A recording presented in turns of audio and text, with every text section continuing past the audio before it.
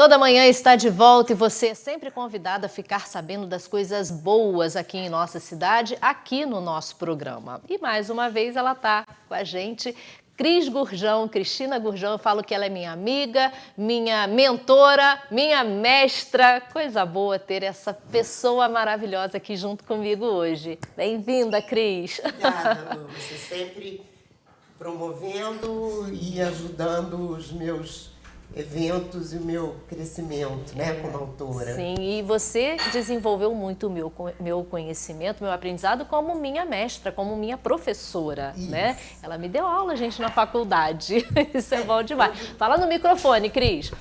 Quando a Lu era uma aluna quase pronta, né? Ah, meu Deus. Porque quando ela chegou lá, ela já era profissional de comunicação, Sim, então sim. era a aluna que não dava problema e era a aluna que ajudava os outros, né? Sim, sempre. Então foi uma convivência muito interessante, né? Porque Uma troca de experiências. foi uma né? troca de experiências e acabou virando acadêmica também, É né? verdade, é verdade.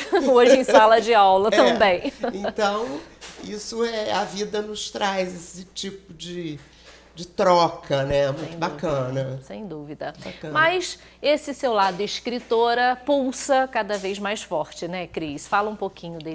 Na verdade, assim, depois que eu larguei a Estácio em 2018, a gente fica assim numa espécie de um período sabático, né?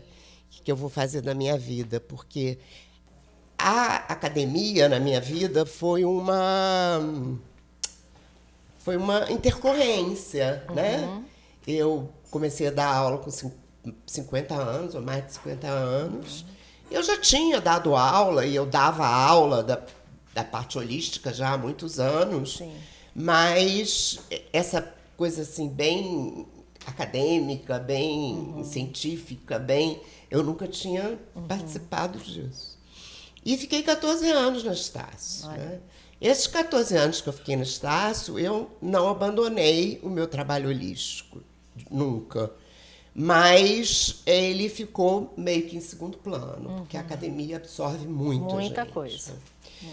Mas eu acho que, assim, a minha noção de espiritualidade é que a gente tem que viver a espiritualidade no mundo, onde a gente está, né?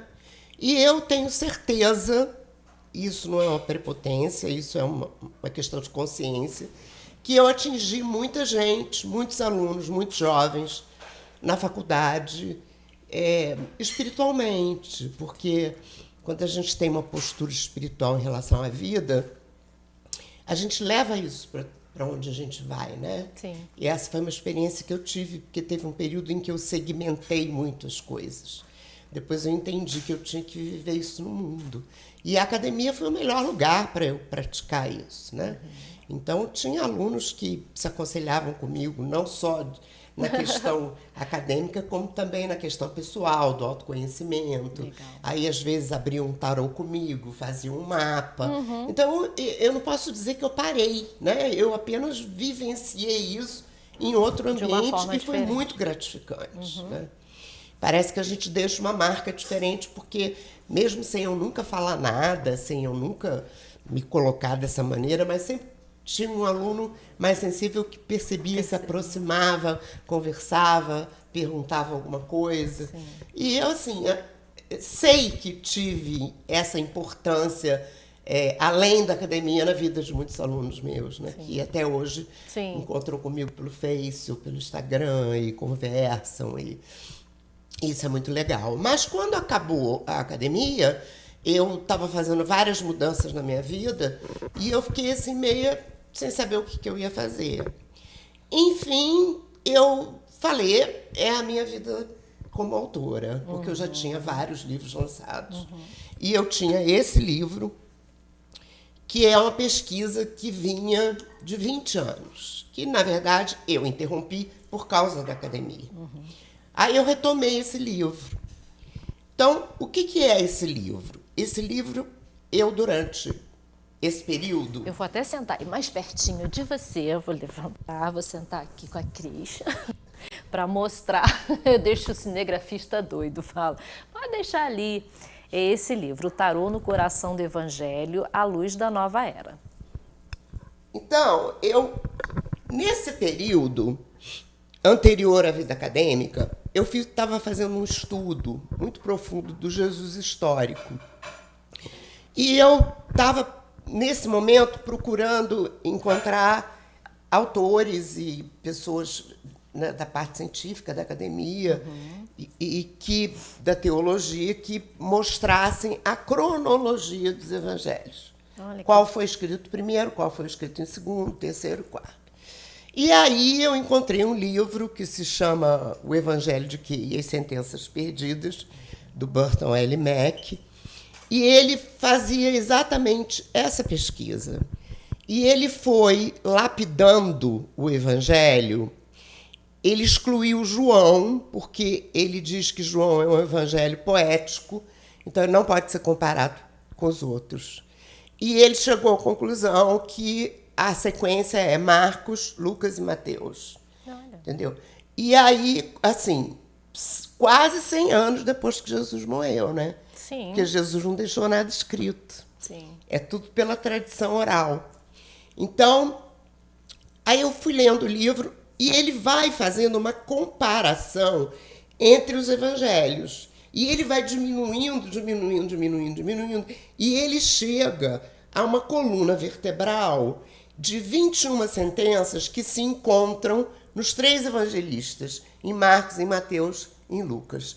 Então, assim, vamos dizer, a coluna vertebral das palavras de Jesus, porque estão nos 3 evangelhos. Sim. Aí cada um trata de algumas outras coisas. Um trata mais dos milagres, o outro trata mais da vida de Jesus, o outro das parábolas, entendeu? Então, assim, mas essa coluna vertebral, ela é a essência do evangelho. E eu fiz um livro com essas sentenças, comentando-as à luz da nova era. Encaminhei para algumas editoras e não teve sucesso. Aí eu entrei para a academia, esqueci isso, mas sempre estudando isso, e sempre em cima dessas sentenças. E eram as sentenças, eu fui educada em colégio católico, minha família é muito católica, eram as sentenças que eu me lembrava do Evangelho. As mais importantes para mim, que meu pai também gostava, minha mãe também gostava, tinha quadros com isso escrito dentro da minha casa, isso me emocionou muito. Né? Eu sou muito apaixonada pela tradição oral, porque eu acho que ela é a mais verdadeira que existe. Né? E aí, um dia, veio uma intuição, gente, isso não pode ser por acaso. 21 sentenças, 21 cartas no tarô. Aí eu comecei a fazer um outro trabalho. Eu falei, eu vou procurar essa sincronicidade. E encontrei. Então, eu fui botando as sentenças e os arcanos, as sentenças e os arcanos. Aí fiquei com isso pronto. Quando eu saí da academia, que eu comecei a batalhar isso, eu tenho uma prima, que é a ilustradora do livro, que era muito apaixonada por esse meu trabalho. Ana Lúcia de Bulhões Carvalho. E ela trabalha numa editora, Hare Krishna, ela é do conselho dessa editora, e ela conversou com o editor, que é um monge, né, Hare Krishna, e falou para ele do meu projeto, e ele tinha uma outra editora, que não é assim, uma editora mais, que não é só de livros sagrados, do Hare Krishna. E o Mahakala encantou-se pelo projeto. Entendeu? Aí a gente começou a trabalhar o projeto. E ele foi me orientando, e ele é um excelente editor, então ele teve um momento em que o livro estava quase pronto, e ele falou, Cris, olha só, seu livro está muito mais evangelho do que Nova Era. Então você faz de novo uma adaptação para você, a sua proposta ficar equilibrada. E aí foi um momento em que eu fiz uma cirurgia e eu fiquei quase um mês na casa dessa minha prima. E nós construímos o baralho. Que é essa? E o que é esse baralho? São as cartas que eu mostrei para vocês agora mesmo. Esse baralho, o que ele tem de diferente? Ele reúne o simbolismo das cartas, que a gente nunca pode abandonar, né, dos arcanos maiores do tarô, com as sentenças. Então, em cada carta tem um elemento dos arcanos maiores, do tarô original, do tarô convencional, e alguma coisa das sentenças. Então, é um trabalho inédito. Total. É um trabalho que existem alguns livros sobre tarô e evangelho. Ai, essa carta da justiça tá a coisa Linda. mais linda. Elas são todas muito bonitas. A Ana Lúcia é uma pessoa muito... Ela é quase como minha irmã. E acho que só por isso que a gente conseguiu fazer esse trabalho. E ela é uma artista, né? Então, assim, ela tem uma pintura naif, né? Assim, bem singela, que combina muito com essa essência que a gente buscou, lindo, né? Lindo demais. Então, no livro, eu conto tudo isso, eu conto da pesquisa, eu conto desse livro, eu falo da tradição oral, eu falo da importância do tarô, né, do significado do tarô, e vou uma a uma as cartas com esses significados. Eu começo com o significado do arcano convencional. Depois eu vou para o significado, aí eu boto a sentença. Depois eu boto o significado da cor da carta que a gente combinou, a Ana e eu. Né? Depois eu falo do tarô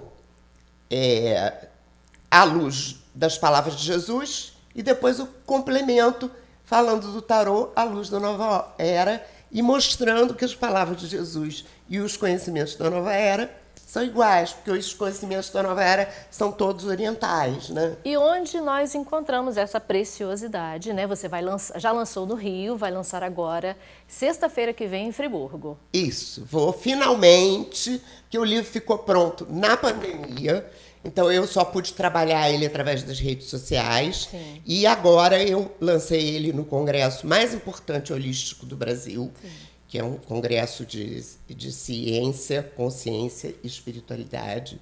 É uma maravilha, foi uma experiência, assim, é a terceira vez que eu vou. É uma experiência, assim, incrível. Cada vez que eu vou, eu saio mais preparada, mais segura, mais confiante, é uma beleza. E eu fui convidada para lançar o livro lá. Para mim foi, assim, uma grande honra, entendeu? Dúvida. E agora aqui em Friburgo, porque aqui, né, é tudo, é a sua o terra. meu coração, é a minha vida, é a minha terra.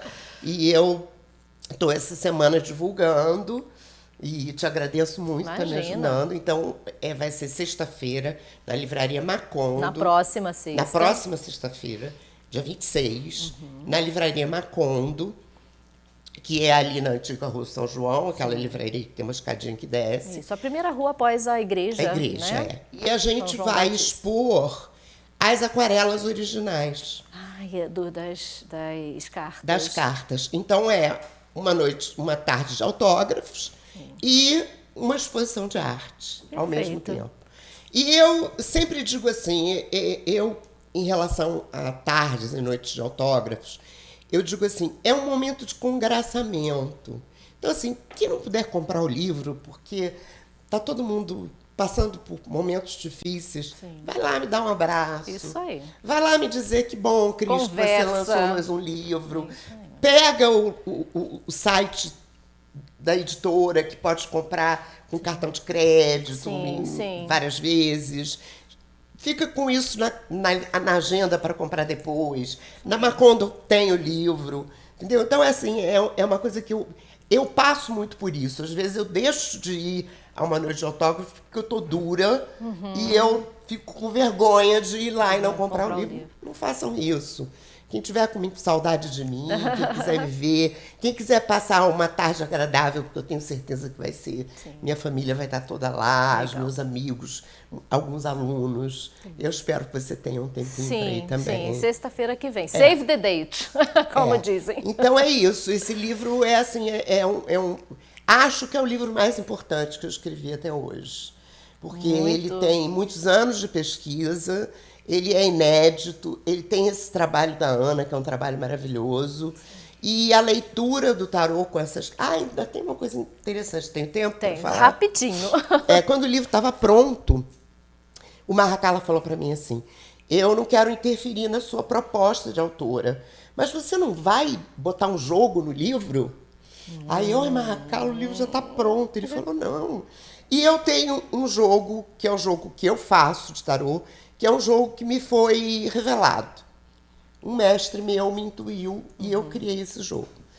E é o jogo que eu jogo, sempre. Sim. E eu nunca tinha ensinado esse jogo para ninguém. E tá aqui? E tá no livro. Gente, tá no livro. Bom demais. Aí eu falei, tá na hora de divulgar o meu jogo. Sim. Então, o livro ainda tem esse detalhe. Então, aí o último capítulo do livro é uma aula de como jogar o tarô, de como sentar, de como abrir. Então, eu sempre digo, esse livro é um curso de tarô. Legal. E também é um livro de autoconsulta diária. Você pode puxar uma carta e abrir o livro naquela carta e se orientar naquele dia. Se auto-orientar. Por aquelas palavras. Infelizmente, nosso tempo é curto, Cris. Então, sexta-feira que vem, dia 26, na Anacondo. Né? Macondo. 100 anos de solidão. Sim, Macondo, na antiga rua São João, né? Ela fica sendo um porãozinho assim, é lindo. E uma tarde bem gostosa com a Cris, a partir de que horas? 18 horas. A partir das 18 horas, 6 horas da tarde na próxima sexta. Cris, prazer em revê-la. Né? Gratidão. A gente se vê com certeza na próxima sexta.